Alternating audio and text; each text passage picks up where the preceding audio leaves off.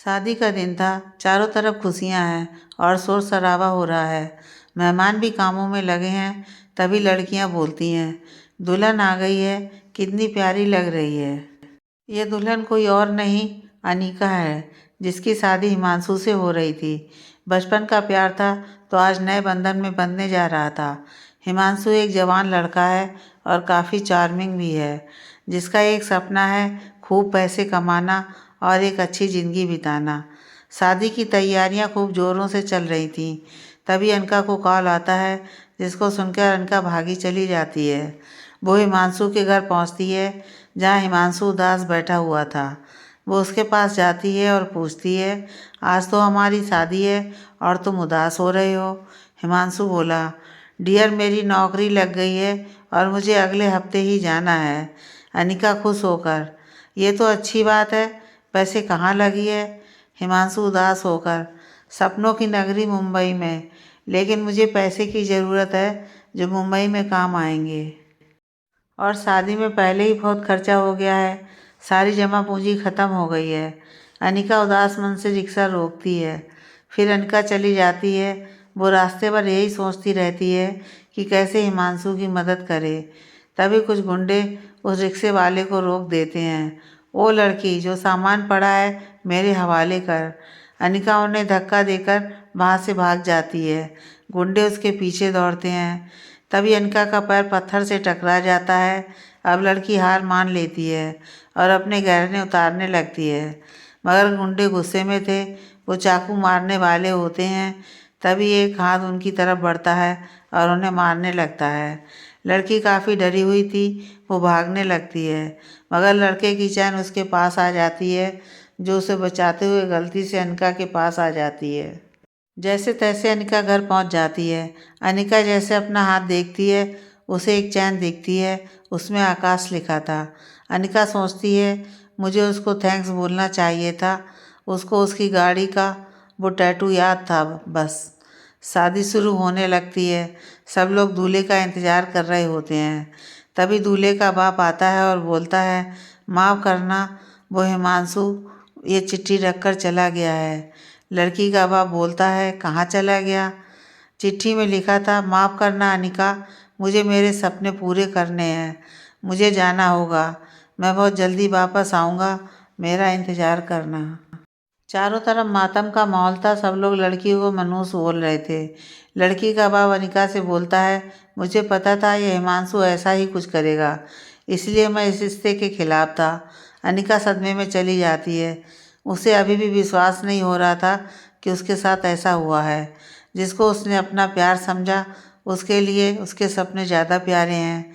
जिस हिमांशु के लिए अनिका ने अपने सपने पीछे रख के हिमांशु के सपने को ज़्यादा महत्वपूर्ण समझा, उसी ने ऐसा जोखिम दिया है। अनिका सोचती है वो भी मुंबई जाएगी। अब वो अपना सामान बांधने लगती है। अनिका ने जाने का फैसला कर लिया है। वो अब जाने लगी है। हिमांशु के पापा जी ने बताया था हिमांशु अपने चाचा जी के पास जाएगा। अनिका कुछ सोच रही थी, तभी ड्राइवर ने गाड़ी रोक दी। कंडक्टर बोला, टायर पंचर हो गया है, वक्त लगेगा। रात भी होने वाली थी। वो परेशान थी। उसने सोचा लिफ्ट मांगना भी अच्छा नहीं होगा। तभी एक गाड़ी आकर रुकी। उसमें एक लड़का था जो मुस्कुरा रहा था और बोला, मैं आपकी कुछ मदद कर सकता हूँ। अनिका गुस्सा होकर बोलती है, मुझे नहीं चाहिए आपकी कोई हेल्प। और फिर अनिका अपनी बस को देखने लगी और बोली, भैया कितना टाइम लगेगा। वो कार वाला लड़का उसकी तरफ बढ़ रहा था। पास आके बोला, तुम हमेशा मुसीबत में क्यों रहती हो। अनिका बोली, एक्सक्यूज़ मी, आप अपना रास्ता नापिए। लड़का बोला, मुझे कोई शौक़ नहीं है तुमसे बात करने में। मुझे वो चैन दे दो जो कल तुम्हारी मदद करते हुए तुम्हारे पास आ गई थी। अनिका ने उसकी गाड़ी को ध्यान से देखा तो उसमें वही टैटू था। उसने पूछा, आपका नाम आकाश है।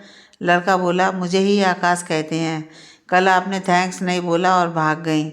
उसने अपना ब्रेसलेट लिया और गाड़ी स्टार्ट करने लगा। अनिका ने पूछा, कहाँ जा रहे हो। आकाश बोला, मैं मुंबई में रहता हूँ, वहीं जा रहा हूँ। अनिका खुशी से, हाँ मुझे भी वहीं जाना है, क्या मैं तुम्हारे साथ बैठ सकती हूँ। आकाश बोला, जी बिल्कुल। दोनों मुंबई के लिए जाने लगे। आकाश ने पूछा, तुम किसी काम से जा रही हो या घूमने। अनिका ने सोचा और बोला, रिश्तेदार रहते हैं वहाँ मेरे, उनसे मिलने जा रही हूँ। रात बहुत हो गई थी, दोनों रास्ते में रुक गए। होटल में गए तो वहाँ कोई कमरा नहीं था। सीजन की वजह से सारे होटल फुल थे। दोनों परेशान हो गए। अनिका गाड़ी में सो गई। थोड़ी देर बाद आकाश आता है और बोलता है कि कमरा मिल गया, चलो। अनिका ने घबराते हुए पूछा, 2 रूम लिए हैं? आकाश ने सोचा और कहा, अरे तुम चलो पहले। अंदर पहुंच के दोनों ने चाबी ली और चले गए। तभी पीछे से मैनेजर ने अनिका को बोला, सुनिए मैडम जी, आपके हस्बैंड की जैकेट रह गई है रिसेप्शन में, उसे उठा लो। अनिका थोड़ा नींद में थी। उसने मैनेजर की बात को ध्यान से नहीं सुना और जैकेट लेकर कमरे में चली गई। तभी वेटर कमरे में आया और बोला, हैप्पी हनीमून सर। अनिका गुस्से में बोलती है, क्या बोल रहा है ये वेटर? आकाश हंसते हुए, क्या करता मैं? कहीं रूम नहीं मिल रहे थे तो यहाँ रुकने के लिए शादीशुदा होना ज़रूरी था, तो झूठ बोल दिया। अनिका घबराते हुए, तुम अपने रूम में जाओ, यहाँ मैं सोऊंगी। आकाश ने कहा, यार जब कपल बोला है तो अलग अलग रूम कैसे मिलते? अनिका बोलती है, अब क्या होगा? आकाश बोलता है, तुम बेड पे सो जाओ और मैं सोफे पे सो जाऊंगा। अनिका रात भर सोचती रही, कहाँ फंस गई मैं। भाई हिमांशु को भी पता चल जाता है कि अनिका भी मुंबई आ रही है। वो खुश होता है। उसे लगता है अनिका ने उसको माफ़ कर दिया। सुबह होते ही अनिका आकाश मुंबई के लिए निकल जाते हैं। आकाश माफ़ी मांगता है और बोलता है, मैं तो गाड़ी में भी सो जाता, लेकिन तुम्हें परेशानी होती गाड़ी में सोने से, इसलिए झूठ बोल के रूम लिया। लेकिन अनिका तो हिमांशु के बारे में सोच रही थी कि आखिर कैसे वो हिमांशु को वापस लाए। वहाँ हिमांशु भी इंतज़ार कर रहा था कि कब अनिका आए और वो उससे माफ़ी मांगे। वो खुशी से पागल हो रहा था और अपनी बाइक से एक गाड़ी को टक्कर मार देता है। पुलिस हिमांशु को जेल में बंद कर देती है। फाइन दो या 1 हफ्ते की जेल। पैसे उसके पास थे नहीं तो जेल में रहना मजबूरी थी उसकी। वहाँ आकाश और अनिका मुंबई पहुँच गए थे। आकाश पूछता है, कहाँ रहते हैं आपके रिश्तेदार? मैं आपको वहीं ड्रॉप कर देता हूँ। अनिका घबराते हुए, मैं चली जाऊँगी, मुझे स्टेशन पे ड्रॉप कर दो। फिर वो नंबर मिलाती है तो नंबर बंद आ रहा था, क्योंकि मोबाइल तो पुलिस कस्टडी में था। आकाश बोलता है, क्या हुआ? आपके रिश्तेदार आ नहीं रहे? अनिका बोलती है, मोबाइल बंद आ रहा है। आकाश बोलता है, अनजान शहर में कहाँ जाओगी तुम? ऐसा करो, मेरे साथ चलो।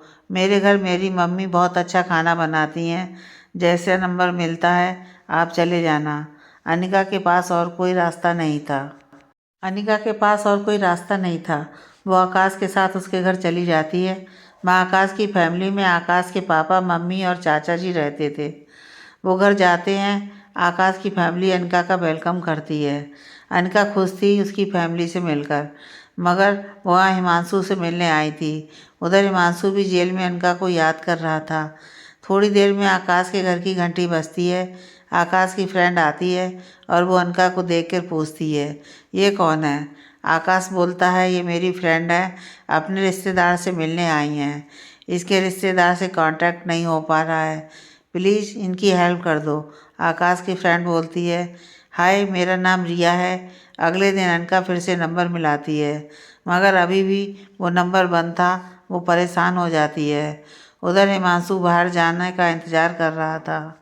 आकाश भी अनिका को पसंद करने लगा था और ये बात आकाश की आंखों में दिखती थी, जो रिया समझ गई थी। दिन गुजर रहे थे और अनिका की परेशानी बढ़ रही थी। हिमांशु भी जेल से बाहर आ गया था। उधर आकाश भी अपने दिल की बात बोलना चाहता था, मगर डरता था कहीं वो उसका घर छोड़ के न चली जाए। कुछ दिन बाद अनिका का बर्थडे आया। हिमांशु भी अपना नंबर चालू करके अनिका से बात करने लगा। अनिका ने उसको सब कुछ बता दिया और रोने लगी। हिमांशु ने बताया वो उसके बर्थडे से 1 रात पहले 11 बजे पार्क में मिलेंगे। अनिका खुश हो गई थी, अब आखिरकार वो हिमांशु से मिल पाएगी। उधर आकाश को बर्थडे का पता चला तो वो खुश हो गया और उसने सोच लिया था कि आज कह दूंगा दिल की बात। वहाँ आकाश और हिमांशु एक ही दुकान से गिफ्ट खरीद रहे थे। आकाश को एक ड्रेस पसंद आया। उसने दुकानदार को बोला, इसे पैक कर दो। दुकानदार ने बताया किसी और ने खरीद ली है, आप कुछ और देख लो। तभी हिमांशु आया और बोला, सॉरी ब्रदर, ये मेरी जान के लिए है, उसका बर्थडे है कल। आकाश ने खुश होकर बोला, कोई बात नहीं, मेरी दोस्त का बर्थडे भी कल है। फिर दोनों चले गए। वहाँ पार्क में अनिका हिमांशु का इंतजार कर रही थी। आकाश ने दूर से देखा तो उसके पार्क में अनिका नजर आई। आकाश को याद आया कि आज उसके रिश्तेदार उससे मिलने आ रहे हैं। चलो, मैं भी मिल लूँगा अनिका के रिश्तेदार से। सामने एक फूलों की दुकान थी। वहाँ एक सुंदर सा गुलाब था। वो जैसे ही उस तरफ गया, उसके उठाने से पहले कोई और उठा ले गया। अरे ये क्या, ये तो हिमांशु था। हिमांशु मस्ती में बोलता है, पसंद बहुत मिलती है हमारी, रब का शुक्र है लड़की में नहीं मिलती। आकाश हंसते हुए, अच्छा मजाक कर लेते हो। और फिर हिमांशु फूल लेके चला गया। आकाश ने दूसरा गुलाब पसंद किया और चला गया। तभी आकाश के घर से कॉल आया और बात ख़त्म करके आकाश पार्क की तरफ चला गया। वो सोच लेता है आज दिल की बात तो बोलूँगा। फिर वो पार्क की तरफ चला जाता है। वहाँ जाते ही उसे सदमा लगता है जब वो हिमांशु और अनिका को साथ देखता है। उसके हाथ से फूल नीचे गिर जाते हैं और उसका दिल टूट जाता है। अनिका आज बहुत खुश थी। उसका होने वाला जीवन साथी उसके साथ था। उस हसीन लम्हे को उसने अपने कैमरे में कैद कर लिया। उधर आकाश का दिल टूट चुका था, मगर वो खुश भी था कि उसको हिमांशु जैसा अच्छा साथी मिला है जो उससे बेइंतहा मोहब्बत करता है। हिमांशु अपना तोहफा अनिका को देते हुए बोला, ये मेरी तरफ से मेरे दिल की रानी के लिए।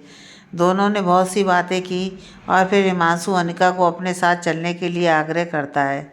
लेकिन अनिका बोलती है, जिस परिवार ने मेरा इतना साथ दिया उस मुश्किल वक्त में, जब मेरा इस शहर में कोई नहीं था, मैं उनसे मिलके कल तुम्हारे साथ चलूँगी। हिमांशु भी संतुष्ट था। तभी अनिका बोली, आकाश बहुत अच्छा लड़का है। हिमांशु इसके जाते हुए, कौन आकाश? अनिका ने हिमांशु को पूरी बात बताई, मगर होटल वाली नहीं बताई। शायद उसको लगा हो कि हिमांशु गुस्सा ना हो।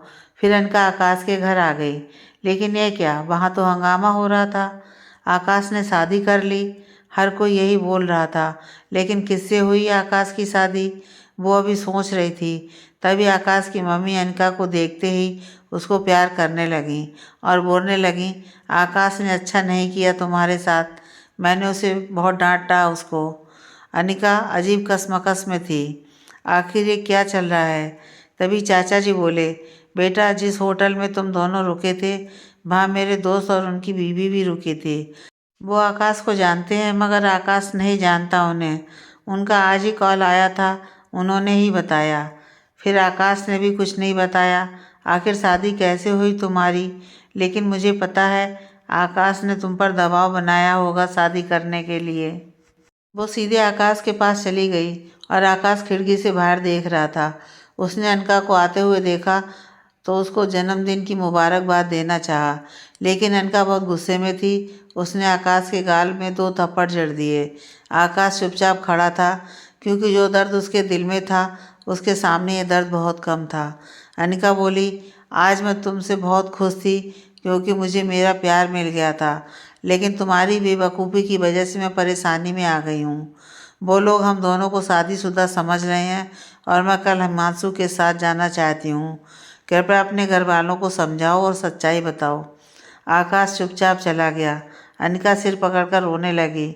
वो कुछ सोच रही थी, तभी उसके पैर के नीचे कुछ महसूस हुआ। एक कागज़ का टुकड़ा था जो आकाश की जेब से गिर गया था। उसने जैसे ही पढ़ना शुरू किया, उसके होश उड़ गए।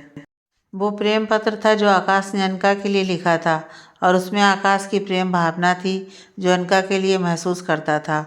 आकाश शर्मिंदा था जो उस दिन झूठ बोल के होटल ले गया था, मगर वो मजबूर था, क्योंकि अगर वो गाड़ी में सोती थी तो पुलिस वाले उसको पकड़ सकते थे और उसके चरित्र पर बात आ सकती थी, इसलिए उसने झूठ बोला। अनिका का गुस्सा अब शांत हो चुका था। वो भी समझ चुकी थी उस वक्त कुछ हालात ही ऐसे थे कि ऐसा करना स्वाभाविक था। उसे बुरा भी लग रहा था कि उसने सारा गुस्सा आकाश पे उतार दिया, और थप्पड़ मारने पर भी शर्मिंदगी महसूस हो रही थी। वो कुछ सोच रही थी कि तभी कुछ चिल्लाने की आवाज़ आई। वो भागती हुई गई तो देखा कि आकाश की माताजी उसको मार रही थीं और रो भी रही थीं। अनका को लगा सब गड़बड़ हो गई, मगर वो इसका जिम्मेदार खुद को भी मान रही थी। अगर हिमांशु को पता चलेगा तो न जाने उसकी क्या प्रतिक्रिया होगी। आज आकाश मूर्ति बना खड़ा था, हर कोई उसको मार रहा था। रात के वक्त अनिका आकाश से मिलने जाती है और माफ़ी मांगती है। आकाश मजाक करते हुए बोलता है, कल से तुम नहीं होगी मुझे परेशान करने के लिए। अनिका को उसके मजाक में बुरा लगता है, क्योंकि वो जानती थी अगर वो उस दिन आकाश से लिफ्ट नहीं मांगती तो आज आकाश को ये सब नहीं सहना पड़ता। अनिका आकाश से बोलती है, कल मुझे मेरे दोस्त के घर छोड़ देना। आकाश हामी भरता है। सुबह वो हिमांशु के घर चला जाता है अनिका को लेकर। हिमांशु आकाश को देखते ही बोल पड़ता है, अरे मित्र तुम यहाँ? अनिका हिचकिचाते हुए, तुम दोनों एक दूसरे को जानते हो? हिमांशु मस्ती के अंदाज में, हमारी पसंद मिलती है। उस दिन इनकी दोस्त का जन्मदिन था। और हाँ, कहीं वो तुम तो नहीं? अनिका दुखी मन से हामी भरती है। हिमांशु आकाश और अनिका को घर के अंदर ले जाता है और तीनों बातें करने लगते हैं। अनिका हिमांशु से बोलती है, तुम यहाँ अकेले रहते हो? हिमांशु बोलता है, नानी और मामा मामी साथ में। बड़े मामा और मामी जी अपने किसी दोस्त के घर गए हैं। अरे तुम तो कभी मिली नहीं मेरे बड़े मामा जी से। वो पहले विदेश रहते थे, अब अपने वतन आ गए हैं। थोड़ी देर बाद आकाश भी चला गया। अनिका भी खुश थी हिमांशु से मिलके, मगर वो सोच रही थी कि कैसे वो हिमांशु को वापस ले जाए अपने साथ। आकाश अब घर लौट आया था, मगर वो बेचैन था। शायद वो अपने दिल की बात अनिका को बताना चाहता था, लेकिन उसको नहीं पता था कि अनिका सब जानती है। अनिका हिमांशु से बोलती है, मेरा यहाँ और दिन रुकना अच्छा नहीं है। तुम ही बताओ मैं किस रिश्ते से रुकूं यहाँ? हम दोनों की सिर्फ सगाई हुई है, ना कि शादी। अनिका गुस्से में कहती है, अगर तुम शादी के दिन भागे नहीं होते तो आज हम एक पवित्र बंधन में होते। हिमांशु बोलता है, यह सब मैं हम दोनों के लिए कर रहा हूँ। अनिका कुछ सोच के बोलती है, मुझे सिर्फ तुमसे प्यार है। हम दोनों अपने गांव में भी खुशी खुशी रह सकते हैं। हिमांशु गुस्से में बोलता है, मेरा दम घुटता है उस छोटे शहर में। मैं कुछ बड़ा करना चाहता हूँ अपनी ज़िंदगी में। अनिका सोच में पड़ गई। जिस हिमांशु को वो जानती थी उसकी सोच इतनी छोटी नहीं हो सकती। वो चुपचाप वहाँ से चली गई। अब वो वापस अपने गांव जाना चाहती थी। जिसके लिए वो यहाँ आई थी उसे तो बस अपने सपनों की फिक्र थी, उसकी नहीं। अनिका सोचती है, हमेशा लड़की को ही क्यों अपने सपनों की बलि देनी होती है। उसका दाखिला शहर के अच्छे कॉलेज में हो गया था, मगर हिमांशु की मोहब्बत ने उसको जाने नहीं दिया। और उस वक्त हिमांशु भी नहीं चाहता था कि अनिका शहर जाए।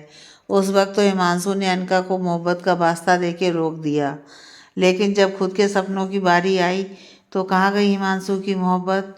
क्या लड़की की जिम्मेदारी होती है कि प्यार को संभाल के रखना, अपने प्यार के लिए बलिदान देना? वो कुछ सोच ही रही थी कि तभी दरवाजे की घंटी बजी। हिमांशु की नानी जी ने दरवाज़ा खोला। सामने एक हष्ट-पुष्ट आदमी खड़े थे। शायद अनिका ने उन्हें कहीं देखा था, मगर याद नहीं आ रहा था कहाँ देखा है। हिमांशु खुशी से अपने मामा जी से लिपट गया और बोला, अंकल और आंटी कैसे हैं अब? हिमांशु ने अनिका की तरफ इशारा करते हुए बोला, मामा जी ये मेरी मंगेतर है अनिका, बचपन की दोस्त है मेरी। उसके मामा जी ने गुस्से से हिमांशु को देखा और बोला, ये शादीशुदा है, ये कैसे तेरी मंगेतर हुई?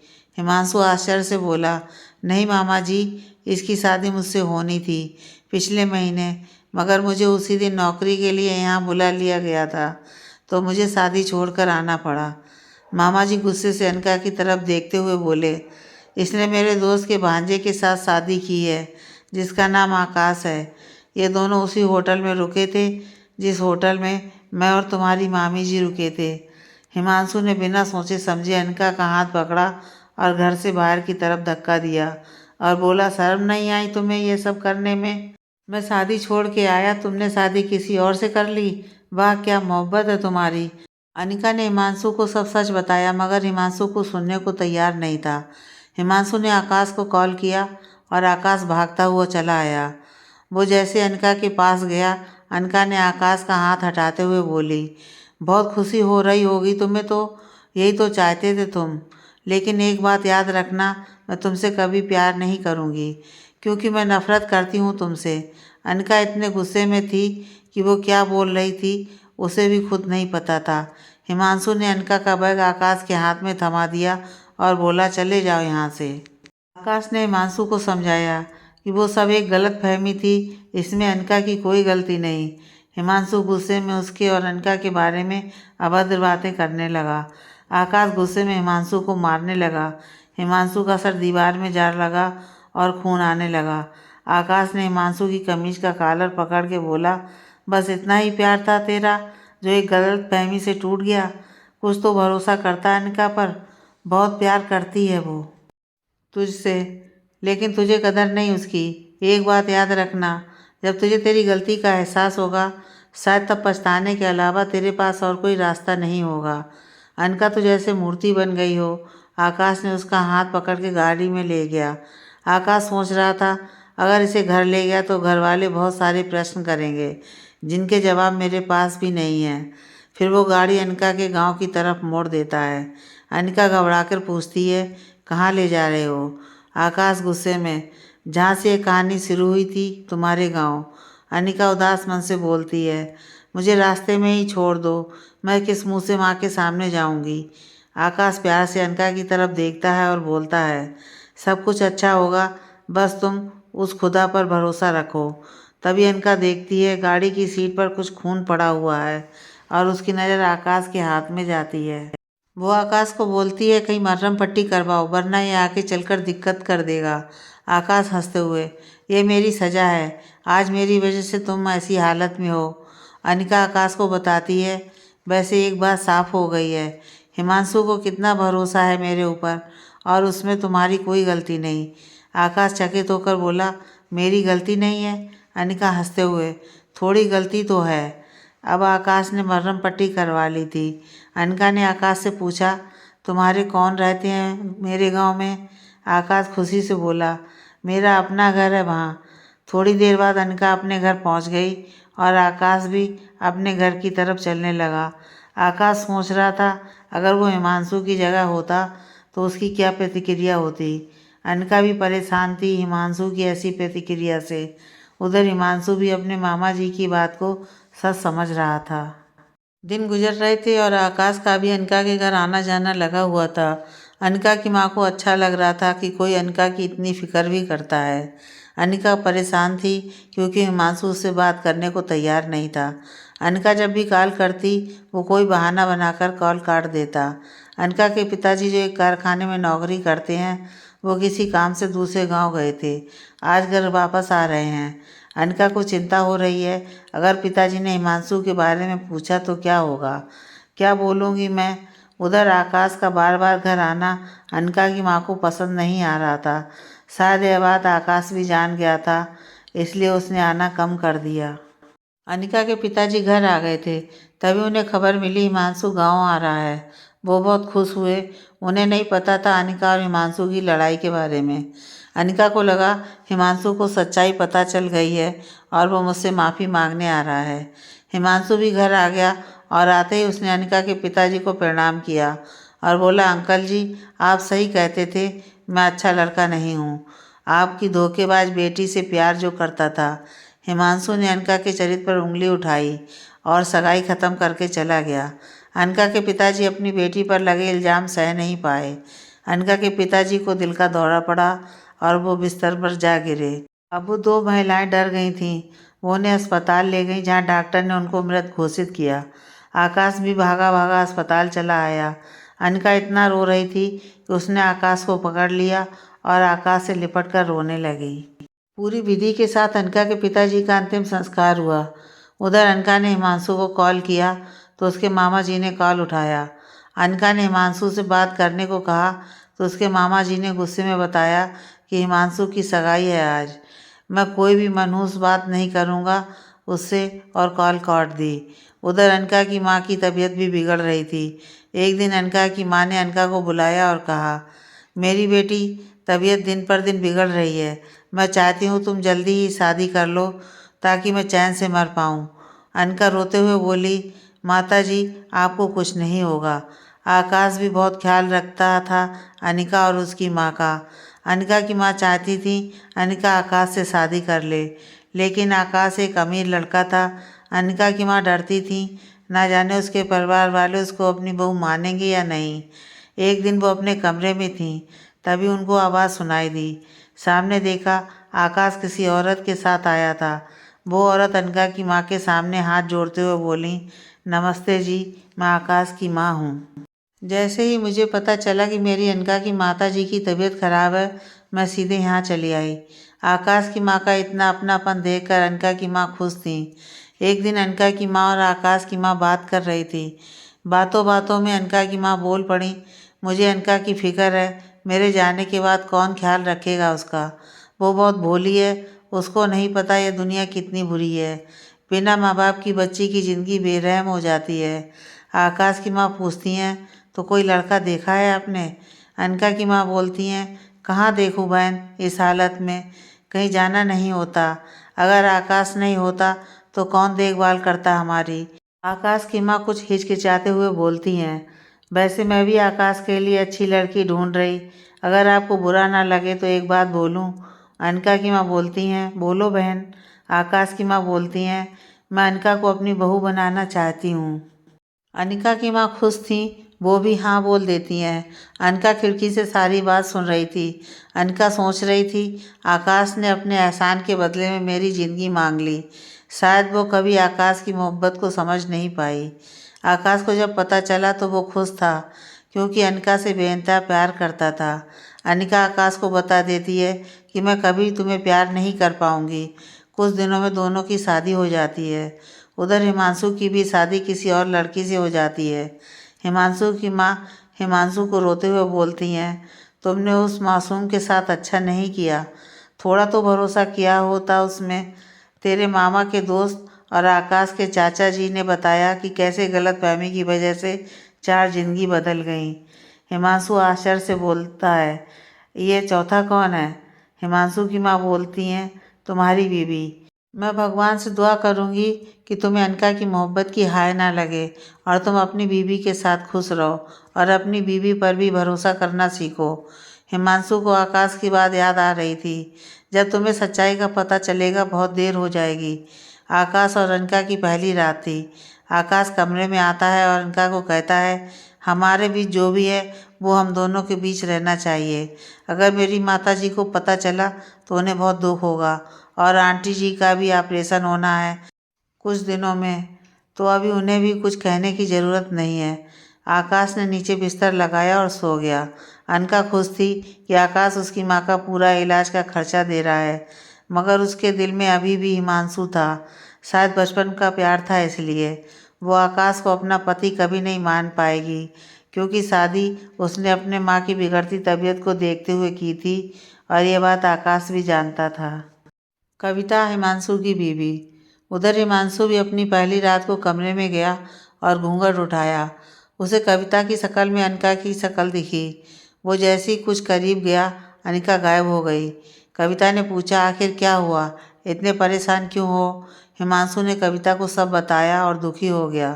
कविता हिमांशु के पास जाकर बोली, तुमने अनका के साथ अच्छा नहीं किया, मगर जिससे उसकी शादी अब हुई है शायद वो भी प्यार करता हो उससे। हिमांशु दीवार पर हाथ मारकर बोलता है, अनिका मेरी है और वो सिर्फ मुझसे प्यार करती है। कविता काफ़ी डर गई थी हिमांशु का यह रूप देखकर। हिमांशु अपने व्यवहार के लिए कविता से माफ़ी मांगता है और फिर दोनों सो जाते हैं। हिमांशु कविता से वादा करता है कि पहले वो अच्छे दोस्त बनेंगे, फिर एक दूसरे को पति और पत्नी के रूप में अपनाएंगे। अनिका शादी के अगले दिन उठती है। सामने एक तोहफा रखा होता है और उसमें आकाश का नाम लिखा था। अनिका सोचती है, अगर आकाश तोहफा लाया था तो रात में क्यों नहीं दिया। उसमें एक चिट्ठी रखी थी। अनिका ने उसे पढ़ना जारी किया। उसमें लिखा था, अनिका, यह तोहफा मैं तुम्हें रात में देने वाला था, मगर मुझे डर था कहीं तुम यह तोहफा लेने से मना ना कर दो। मैं यह बहुत प्यार से लाया था, मुझे बुरा लगता है यह देख के, इसलिए यहाँ रख के जा रहा हूँ। अगर ये अंगूठी पसंद आए तो अपनी उंगली में पहन लेना। अगर रात में मैं तुम्हें इस अंगूठी में देखूंगा तो अच्छा लगेगा। मैं बिजनेस के सिलसिले में शहर से बाहर जा रहा हूँ, शाम तक आ जाऊँगा। अनिका गुस्से में वो गिफ्ट अलमारी में रख देती है। दूसरी तरफ कविता और हिमांशु की नज़दीकी बढ़ रही थी, मगर हिमांशु एक दोस्त की तरह हर बात कविता से साझा करता। अनिका और आकाश के बीच जो दोस्ती थी वो इस नए बंधन के बोझ से दिन पर दिन खराब हो रही थी। आकाश अनिका के जितने करीब जाता, अनका उसको उतना बेइज्जत कर उसका दिल तोड़ देती। अनका की माँ का भी ऑपरेशन हो गया था। जब आकाश की माँ को पता चला कि अनका और आकाश के बीच सब बिगड़ रहा है तो उन्होंने अनका की माँ से बात की। अनका की माँ ने भी अनका को बहुत समझाया, मगर उसका कहना था, मैं प्यार में धोखा खा चुकी हूँ, अब दोबारा प्यार मुझसे नहीं होगा। दिन गुजर रहे थे। एक दिन आकाश ने अनका से बात करने की सोची। उसने पूछा, आखिर तुम जिंदगी में आगे क्यों नहीं बढ़ जाती? कब तक पुरानी बातों को लेकर चलोगी? कभी तो मेरे प्यार को समझो। अनका बोलती है, सब तुम्हारी वजह से हुआ है। अगर उस दिन हिमांशु को गलतफहमी नहीं होती तो आज मैं हिमांशु की बीवी होती, तुम्हारी नहीं। आकाश भी गुस्से में बोलता है, कब तक मुझे इस बात की सज़ा दोगी? अनका गुस्से में बोलती है, अगर तुम मर भी जाओगे तो भी मैं तुम्हें कभी माफ़ नहीं करूँगी।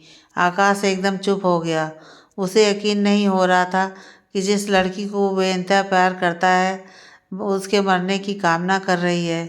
अनका अपनी मम्मी के घर चली जाती है। रास्ते में उसको हिमांशु मिलता है, जिसे अब यकीन हो चला था कि उस दिन गलतफहमी की वजह से रिश्ते खराब हो गए।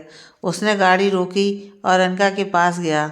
अनका ने नाराज़गी का दिखावा किया। हिमांशु ने माफ़ी मांगी और फिर दोनों कॉफ़ी पीने चले गए, जहाँ दोनों ने अपने शादी के बारे में बात की। हिमांशु ने आकाश के बारे में पूछा तो अनका ने गुस्से में बोला, ठीक है, वो क्या होना है उसको। हिमांशु खुश था कि अनका और आकाश के बीच सब खराब चल रहा है। वो भी बदला लेना चाहता था आकाश से। वो भी अनका की तरह इन सब का जिम्मेदार आकाश को ही मानता था। दिन गुजरते गए और अनका के दिल में हिमांशु के लिए प्यार बढ़ने लगा। एक दिन अनका की माँ को पता लग गया कि अनका हिमांशु से मिलती है। अनका की माँ ने अनका को बहुत समझाया, लेकिन अनका नहीं मानी। अनका ये भी भूल गई थी कि उसके बाप की मौत का जिम्मेदार हिमांशु है। शायद उसको अपने प्यार के आगे कुछ नहीं दिख रहा था। कविता और हिमांशु की नज़दीकियाँ भी बढ़ रही थीं। यह बात जब अनका को मालूम हुई तो वो हिमांशु के घर चली गई। वहाँ उसने हिमांशु की सारी बातें सुन लीं जो हिमांशु अपनी बीवी को बता रहा था। हिमांशु बदले की आग में अनिका का इस्तेमाल कर रहा था। अब अनिका को बुरा लग रहा था जो उसने आकाश के साथ किया था। अब उसकी आंखों से हिमांशु के प्यार की पट्टी हट चुकी थी। अब आकाश की अच्छाई उसको नज़र आने लगी। आकाश ने जो उसकी माँ के लिए किया, अनिका जब भी परेशानी में आई, आकाश हमेशा उसके साथ खड़ा था। अब उसको आकाश का प्यार नज़र आने लगा था। जब वो घर पहुंची तो आकाश नीचे बिस्तर लगा के सो रहा था। अनका को बहुत बुरा लग रहा था, क्योंकि इतना कुछ होने के बाद भी आकाश ने कभी उसको कुछ नहीं बोला। अनका के फैसले को ही अपना फैसला समझा। अनिका रात भर सो नहीं पाई। उसने सोच लिया था कि कल वो अपने किए की माफ़ी मांगेगी। रात को देरी से सोने की वजह से वो सुबह देर से उठी, तब तक आकाश जा चुका था। वो जैसे बिस्तर से उतरी, सामने एक पैकेट रखा हुआ था। उसमें एक सुंदर सी साड़ी थी, साथ में एक चिट्ठी थी। उसमें कुछ लिखा था, डियर अनिका, मैं कल तुम्हारे लिए साड़ी लाया था। शायद तुम्हें याद नहीं, कल हमारी शादी की सालगिरह थी। मुझे लगा तुम घर होगी, इसलिए तुम्हारे लिए तोहफा लाया था। फिर हम कहीं बाहर जाते, थोड़ा वक्त गुजारते। लेकिन जब मैं कल घर आ रहा था तो मैंने तुम्हें हिमांशु के साथ देखा। बहुत बुरा लगा, लेकिन तुम्हारी खुशी देखकर भी मैं खुश था, क्योंकि पिछले 1 साल से मैंने तुम्हें कभी इतना खुश नहीं देखा। शायद इसलिए कि तुम्हें मेरे साथ रिश्ते निभाने में शर्म आती है। मैं एक दिन के लिए दूसरे शहर जा रहा हूँ। तलाक के कागज़ भी हैं इसमें। अगर तुम देना चाहती हो तो दे सकती हो। तुम्हारे फैसले पर मैं उंगली नहीं उठाऊँगा। अनका की आंखों में आंसू थे। वो आकाश को कभी समझ नहीं पाई। उसको इंतज़ार था कब आकाश वापस आएगा और वो उससे अपने किए की माफ़ी मांगेगी। अगले दिन आकाश का कॉल आया। आकाश ने बताया वो आज शाम तक आएगा। आज अनका अच्छे से तैयार हो गई और उसने आकाश की लाई हुई साड़ी भी पहन ली। आज वो बहुत खुश थी। तभी कोई दरवाजे पर आया। अनिका समझ गई आकाश ही होगा। अनिका खुशी से बाहर गई, लेकिन यह क्या, यह तो कोई और है। उस अनजान ने बताया आकाश की गाड़ी का एक्सीडेंट हुआ है और वो अस्पताल में है। अनिका भागती हुई अस्पताल गई। वहाँ डॉक्टर ने बताया आकाश की हालत बहुत नाजुक है। अनिका डर गई, कहीं उसने आकाश के प्यार को समझने में देरी तो नहीं कर दी। वहाँ हिमांशु और कविता भी किसी और काम से आए थे। उन्होंने अनिका को वहाँ देखा तो वो चले गए उसके पास। अनिका ने जैसे ही हिमांशु को देखा वो अपना आपा खो बैठी और हिमांशु को इन सबका जिम्मेदार मानने लगी। फिर कविता ने अनिका को समझाया कि अपने पति को समझने में तुमने गलती कर दी। तुम शादीशुदा हो और अपने पुराने प्रेमी से मिल रही हो। यह हमारे संस्कार के खिलाफ है। हमारा समाज हमेशा लड़की को ही गलत समझता है। हिमांशु ने अनिका को बताया, मैं हमेशा आकाश से जलता था कि वो इतना अच्छा क्यों है, लेकिन तुम तो उसके साथ रहती थी। तुमने क्यों नहीं समझा कभी आकाश के प्यार को। अगर पहला प्यार सफल नहीं हुआ, इसका मतलब ये नहीं कि दूसरा प्यार भी वैसा निकले। अपनी ज़िंदगी को एक और मौका दो। एक अच्छी ज़िंदगी आकाश के साथ तुम्हारा इंतज़ार कर रही है। कविता ने बताया कि वो अब माँ बनने जा रही है। हिमांशु ने भी अब ज़िंदगी को एक नए सिरे से शुरू करने का फैसला किया है। हिमांशु और कविता चले जाते हैं। अनिका को पछतावा होता है, काश वो भी अपनी ज़िंदगी के कुछ फैसले थोड़ा पहले ले लेती। आकाश को होश आ गया है, डॉक्टर ये बोलकर चले जाते हैं। अनिका अंदर जाती है। आकाश बोलता है, यह साड़ी तो मैं लाया था। अनिका ने आकाश को सारी बात बताई और माफ़ी भी मांगी। कुछ दिनों में दोनों घर वापस आ गए। अब दोनों खुशी से एक दूसरे के साथ रहने लगे।